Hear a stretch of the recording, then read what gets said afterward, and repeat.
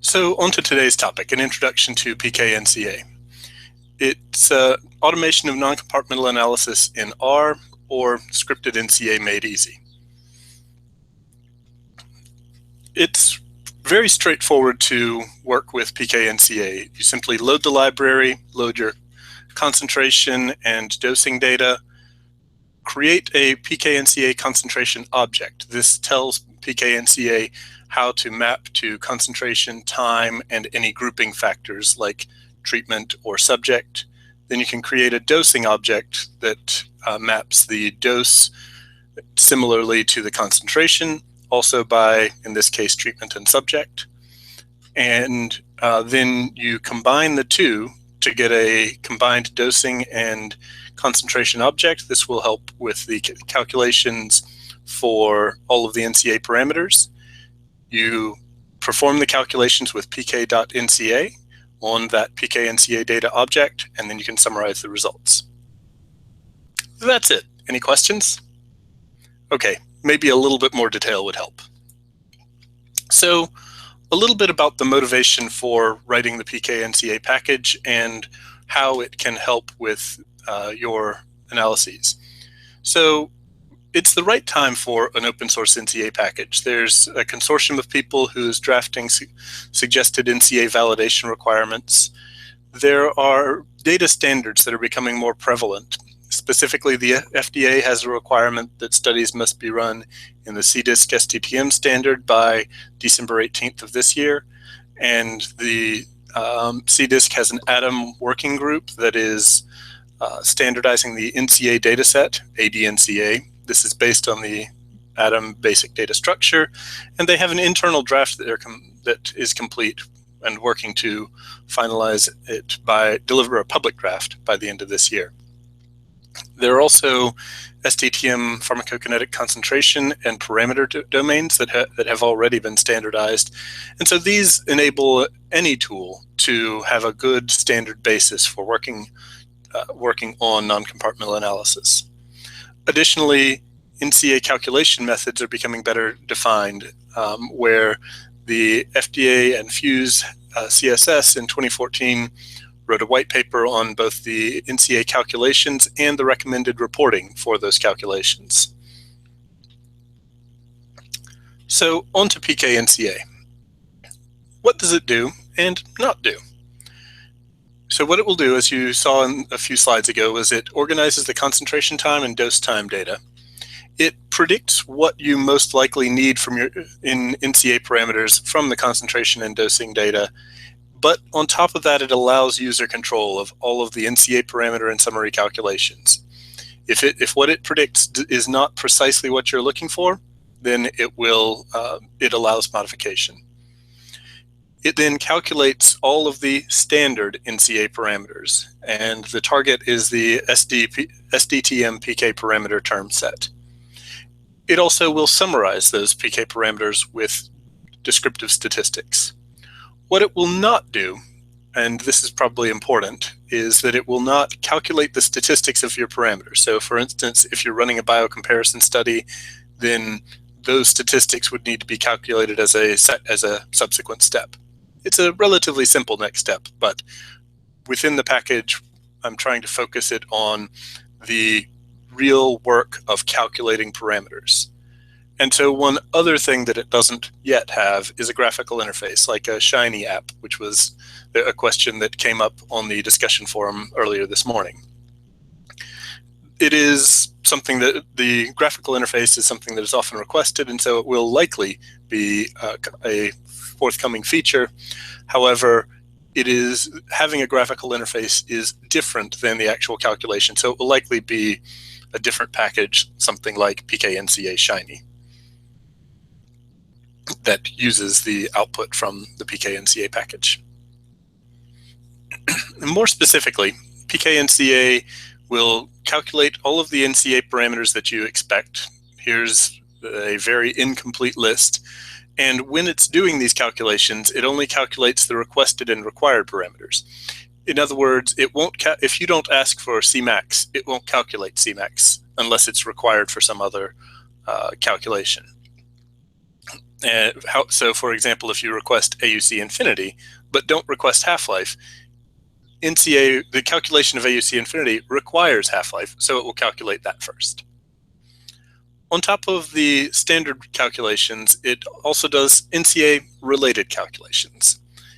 Things like superposition and concentration interpolation and extrapolation, which follows your AUC and AUC calculation method, such as if you're calculating using linear up log down versus a linear AUC method, then the interpolation will follow that same rule.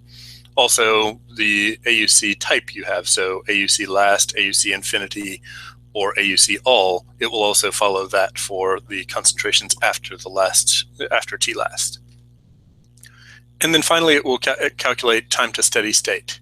For this, it can use a couple of different methods, and this helps with the assessment of, are you at steady state in multiple dosing, so that you can determine if it's appropriate to calculate some of the multiple dose PK parameters.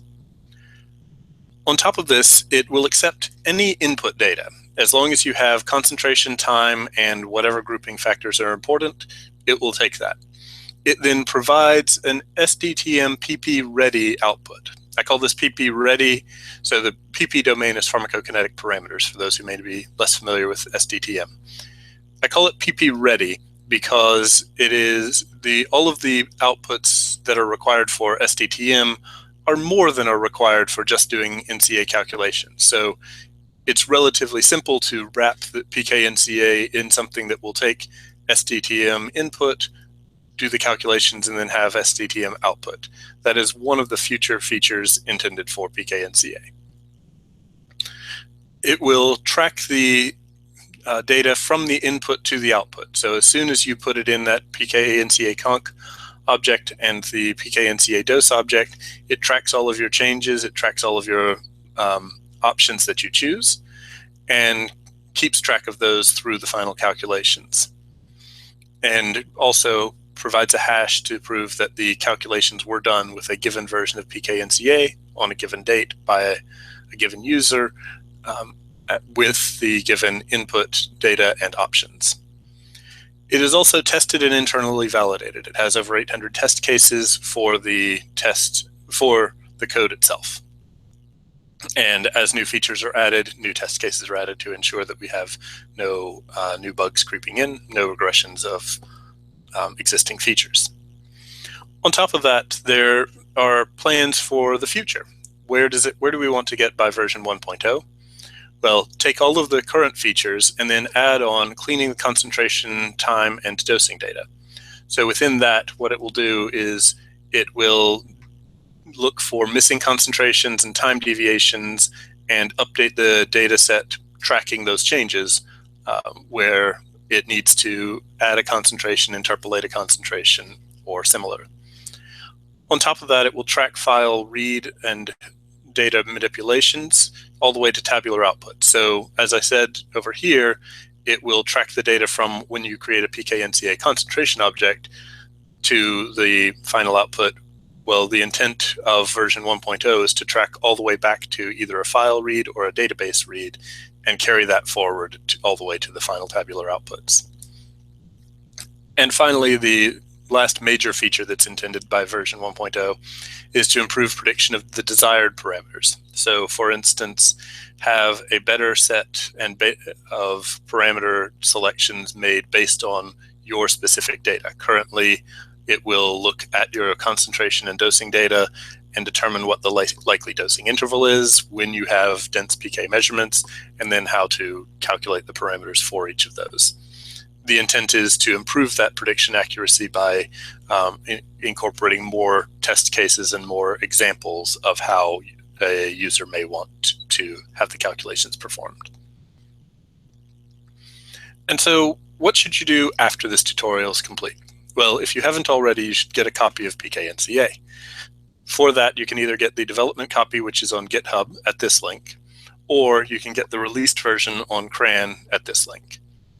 You can ask a question now on the discuss.goicehop.org page, or you can ask a question later by sending me an email.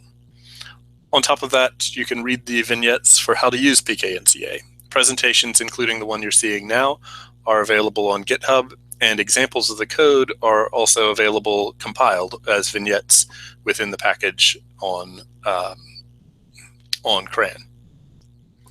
And then finally, contribute. It's open source data, so contribute data and code and test cases, documentation, and even feature requests. Anything that you contribute to helps everyone with open source software.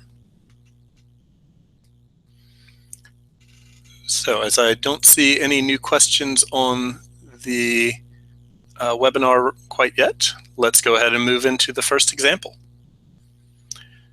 So what the examples I'll be working from are the vignettes. One is for calculations related to theophylline, and then the other is for superposition. Both of these are on GitHub, and the theophylline example is in the current version on CRAN. The superposition example will be in the next version of PKNCA on CRAN. So how do you start? Well, you need to start with loading up the PKNCA package. Because this is an R Markdown document, we're also going to load the NIDAR library. So both of these were previously installed from CRAN. So to start, the first step is always look at your data. Make sure that you know what you're looking at. And so here you can see that we have columns for subject, weight, dose, time, and concentration. One of the interesting details that we will get to in a few moments is the fact that the first concentration here is non-zero, but we'll save that for a little bit later. And so we need to tell PKNCA what the data we have is and how it maps to both concentration and dosing. So looking at this, and as I'm following on the webinar, the font looks very small. Let me try and fix that.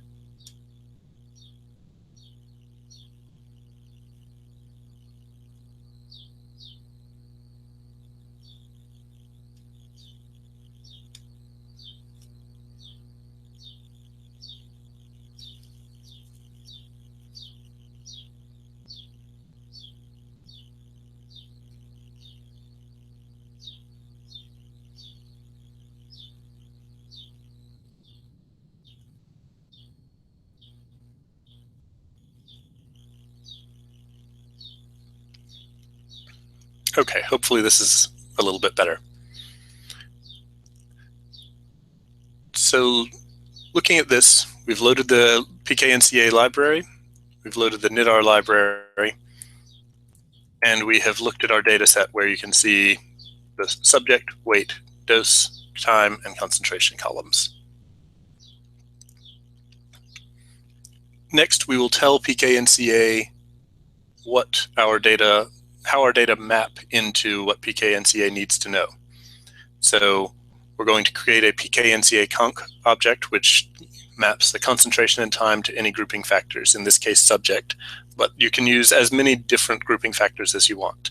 Typical might be study, treatment, subject, and maybe analyte, if you have more than one analyte in the study.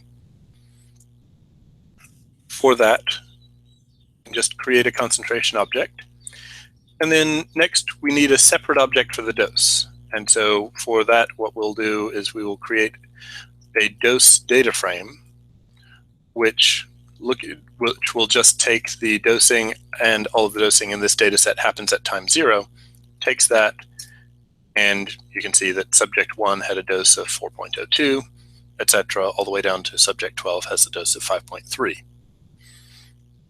We then create a PKNCA dose object, which, similar to how the PKNCA conc object works, we have a dose at a time grouped by, in this case, subject. But again, it could be study, treatment, subject, and more. The one thing about the grouping factors that's important is that the grouping for the dose has to be the same, has to be similar to that for the concentration. For instance, you may dose treatment subject well, then you can dose by treatment and subject. You can have more grouping factors for concentration because you might have grouping factors for things like analyte, but those would not appear here. But you can never have more grouping factors or in dose that do not exist in the concentration object. So after we have merged our data, what we'll do is we will look at we will merge them, the concentration and dosing object, together as a PKNCA data object. And it's very straightforward. You can just run this line of code that gives a PKNCA data, gives it a concentration and a dose object, and it will create the data for you. What it will do is, since this is single dose data, it will look at the option, the PKNCA option for single dose AUCs. And let's print this without error. And what you can see is that for single dose, the default is a start time of 0, an end time of 24 hours, and an end time of infinity. So it calculates these for 2 different intervals. It has the AUC last for AUC 0 to 24. It doesn't calculate AUC all, AUMC all, etc. It doesn't calculate anything else across all of the 0 to 24 interval. That's because typically for single dose information, you want to calculate everything else other than AUC last for the 0 to infinity interval. And so in this case, you can see it's calculating Cmax not in the 0 to 24, but in the 0 to infinity interval. Tmax, the same. And then looking through for other values where it's set to true, half-life. And these are, and then AUC infinity. Now, then what it did with those, and we're about to see a very large table, is it took for each subject in each dosing interval, give that pair of interval calculations. And so what is here is a replication of what we were just looking at, but paired together for each subject. So each subject here has 2 rows because we have 2 rows in the single dose AUCs option. Now, on top of that, you may not want what is automatically chosen or what you have already set in the PKNCA options. And so for that, you would want to choose which intervals you calculate.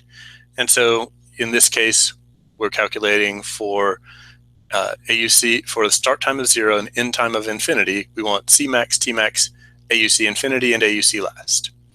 In this case, what you can see is we do not have the half-life included. And then when choosing our intervals, we give the concentration, the dose, just like we did before, but this time we add an option of intervals to provide that data frame which we just created. And now what you will see is that we just have that data frame, but it has been augmented with all of the other parameters that are in the that are available. So while we only provided information on these where we specifically wanted them, PKNCA automatically fills in all of the other parameters where we may not want to have them calculated.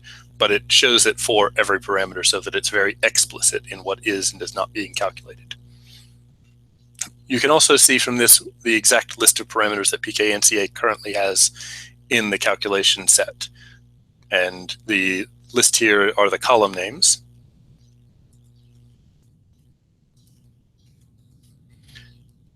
And start and end are the exceptions, but every other parameter here is a calculated parameter. Within each of these, it's left to right indicates some degree of order for, does this parameter depend on something else? So for instance, the half-life has a AUC infinity depends on half-life, so AUC infinity is farther down the list. Within the PKNCA parameter set, it keeps track of what parameters are required for the calculation of each parameter, and then if there is a dependency, it will calculate those required parameters for you automatically. The next thing to do is actually compute the parameters. And so at this point, we can calculate the parameters for that automatic set. And so what you can see here is that we have just the top of those parameter lists. You can see that while we didn't request R squared, it did calculate it because it was because it's part of the half-life calculation and required for AUC infinity, which we did request. Also, we can summarize our results, and the summary will only summarize what you requested. So while the R squared is calculated because it's required for the calculation of half-life and AUC infinity, it is not summarized because it wasn't a user-requested parameter. For the manual data set, you'll be able to see that it looks a little bit different. And so we do the calculations the exact same way, calling the PKNCA function. And then the difference you'll see here is that start and end starts with an AUC last for the 0 to infinity interval. Whereas up here, the AUC last, the first one, was calculated on the 0 to 24 interval. The difference here is that we didn't actually request the 0 to 24 interval an AUC last with the manual data selection up above.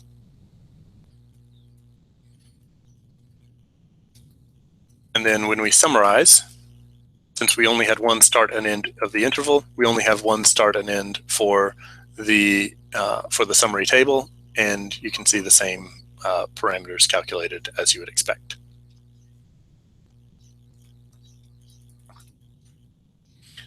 Now, one of the questions that came up on the discussion forum just before the presentation started was requesting an example of calculating partial AUCs.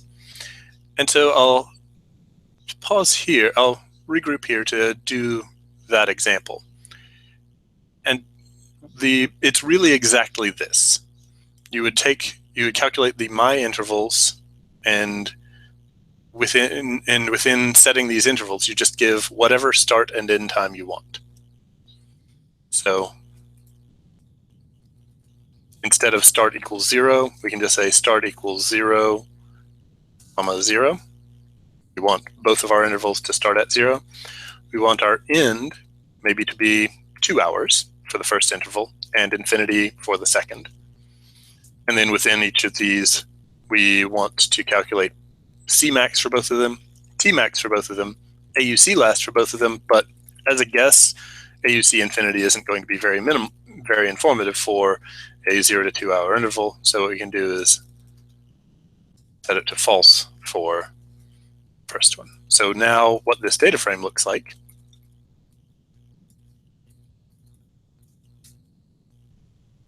is just 2 rows, one with 0 to 2, where we calculate Cmax, Tmax, and AUC last, and one from 0 to infinity, where we calculate all 4 of these listed parameters. From there, you would just do the exact same activities, create your manual data set, and now what you'll see is that the intervals are calculated, the intervals have 2 rows instead of 1. One important detail on specifying your intervals is that you can specify these intervals with any or all of the grouping factors that you have in your concentration and dosing data sets. So for instance, let's say you have a single dose treatment and a multiple dose treatment in the same study and in the same data set. You may want for the single dose treatment AUC infinity and on day 1, and for the multiple dose treatment you might want AUC 0 to 24 on day 14. And so you can do that by just having an additional, for instance, treatment equals the A, B, and now the start and end, the first AUC 0 to 2 would only apply to treatment A, the AUC 0 to infinity would only apply to treatment B. Since in this data set we don't have treatments A and B, I can't show this as an example right now, but it's very straightforward to create these different AUC intervals and apply them differently to either different treatments or even down to different subjects if you want. hopefully that answers the question from the discussion board. And if others have questions, please please ask as we're going or at the end. So this concludes the part where we're calculating the actual NCA parameters themselves. And next, we're going to go into an example with calculating superposition for a data set.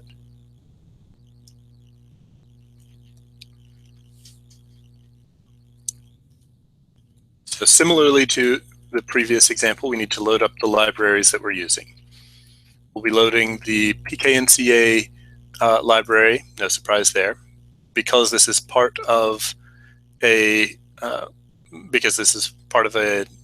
Markdown document. We are also loading the NIDAR library, and in this example, I'm also going to generate a few graphs using the lattice library.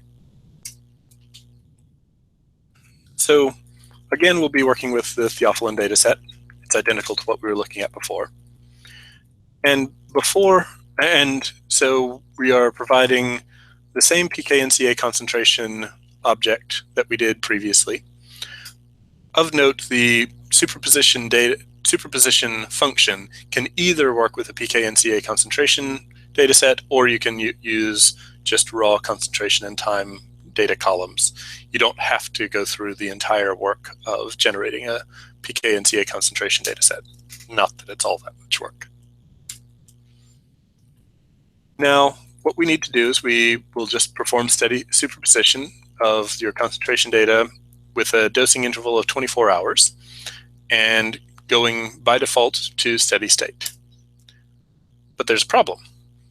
The first concentration is the superposition function assumes that the data are from single dose data. And so it looks to check and make sure that the first concentration is 0, not missing and not non-zero. If you know that your data set is not does not start at 0 and you want to calculate superposition anyway, you can use the check BLQ option to superposition and set it to false. But in this case, I'm going to just update the data, look at the data, find the data where the concentration is non-zero at the beginning. There are 3 different subjects, 1, 7, and 10, who have non-zero concentrations.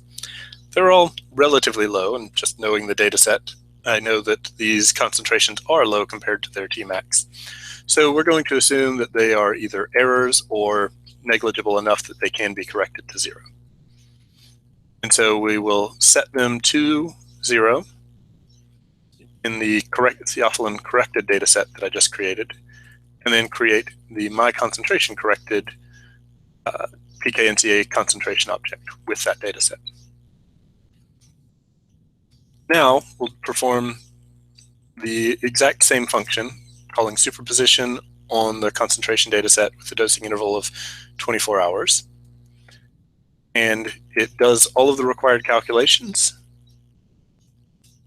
And what you can see here is the concentration time for each of the grouping factors is left in. So in this case, our grouping factor is subject. It shows the concentration and time going from 0 to 24. And you can see that the concentrations are at the beginning and end of the interval are very, very close to each other. Specifically, they are within the superposition tolerance, which is possible to be modified as steady state tolerance.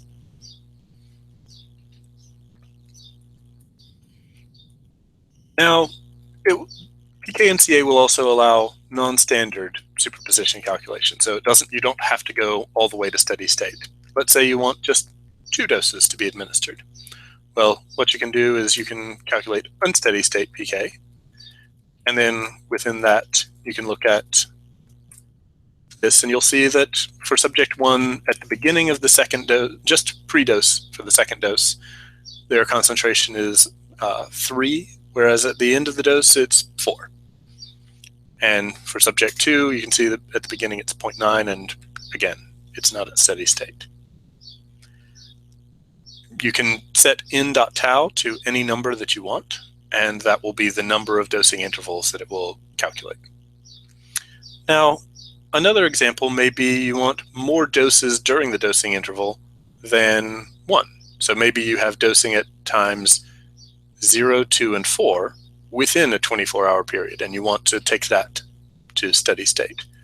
So what you would do is you would just give tau as 24, so the dosing interval, give the dose times as 0, 2, and 4, and this will take a little bit longer to calculate. And now it's done. And what you can see here in these results is we actually have a lot more time points.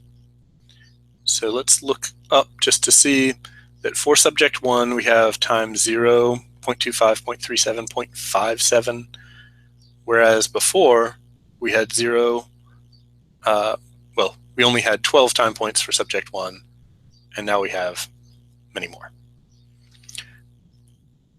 But we can tell, looking at the plot, that it is working. We have, it's easiest to see with this subject, a dose, a dose, a dose, and then we go down to steady state. So how are these time points selected? Well, what it will do is the superposition function wants to make sure that you get the data out that is required for making an appropriate non-parametric estimate of your NCA parameters, especially Cmax. And so we want to make sure that each of the time points that is represented it represents one of the times that you're interested in. So it starts with time 0 and time tau, and then it takes the time of each dose. So in this case, 0, 2, and 4.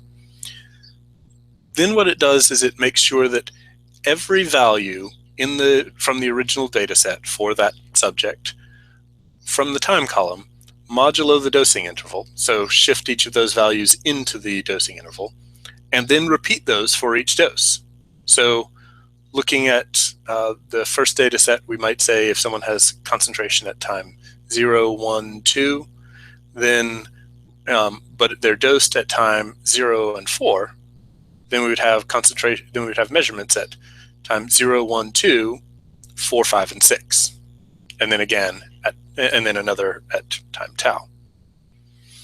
And then on top of that, maybe you want other specific times, and so then you can add those in with the additional times argument to the superposition function, shown right here. All of the additional times must be between time 0 and tau, and also the dosing time must be between time 0 and tau.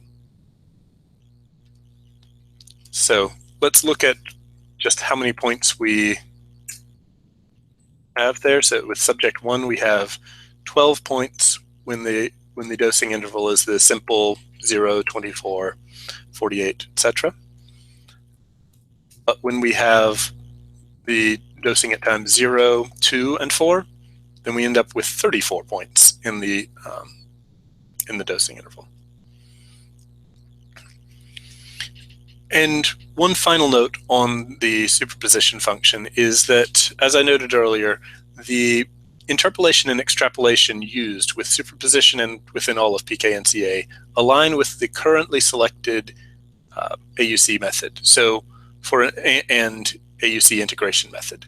So for instance, if you're using linear up log down integration, the superposition function and the interpolation of points will use linear up log down. However, if you're using linear interpolation, superposition and the interpolation will use linear interpolation.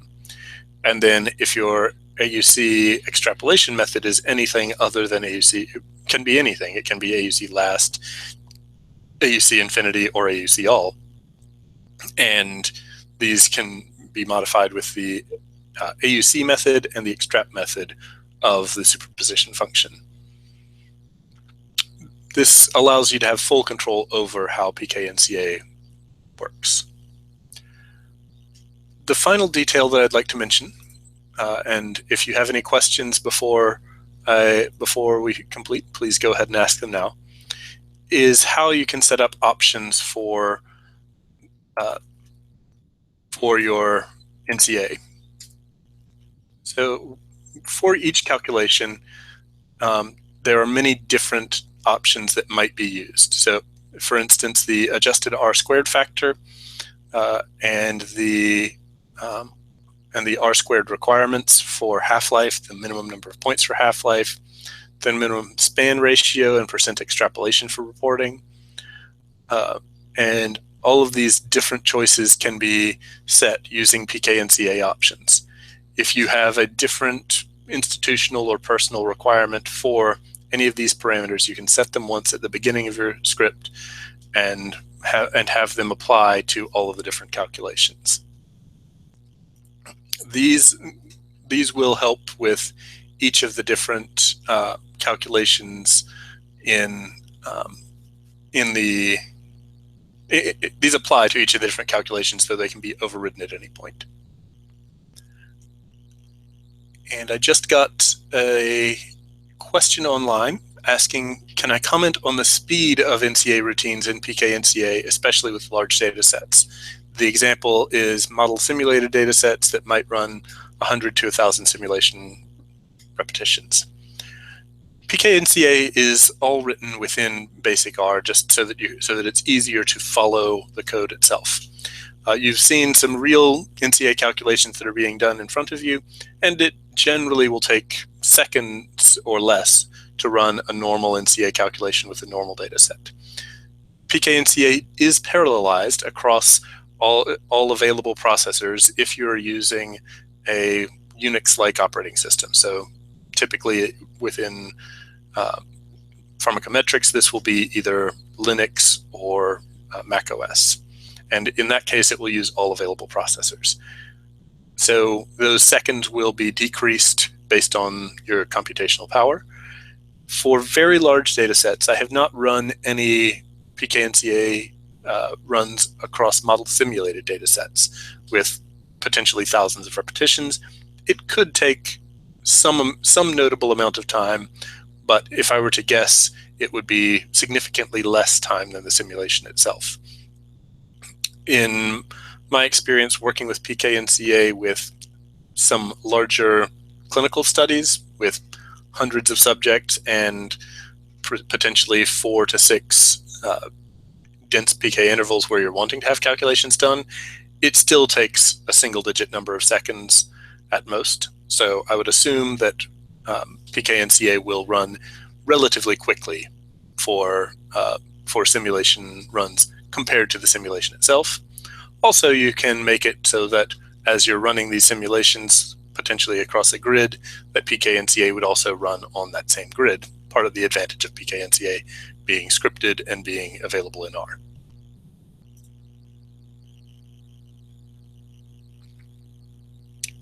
And so as I don't see any additional questions on the WebEx, I'll just switch back to the slide on where to go next.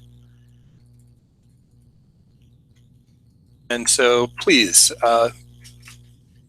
check it out, try it either from GitHub or from CRAN, and then ask a question, either again now or later by email.